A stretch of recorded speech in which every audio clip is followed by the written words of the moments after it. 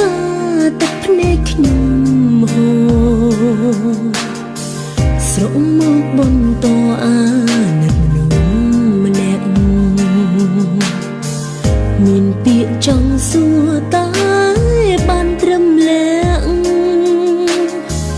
តួចង់បញ្ជាក់ក៏យឺតពេលហើយបេះដូងពីបញ្ច្រាស់ទៅគ្នាវេលាមិនអាចបកក្រោយបងប្អូនធម៌ធ្លាប់ឆ្លងឆ្លើយ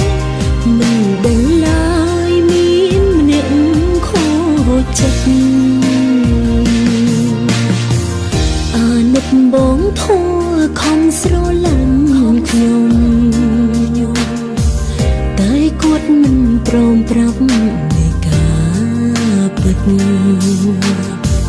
អ្នកណាស្មានដឹងបើចិត្តក្រៅចិត្តមិនដឹងគិតអ្វី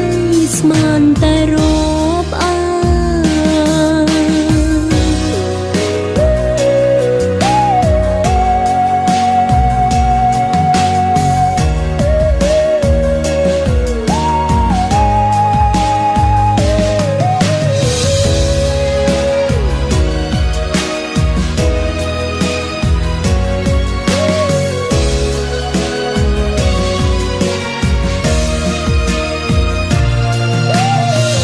ពេលនឹងភ្លេងកា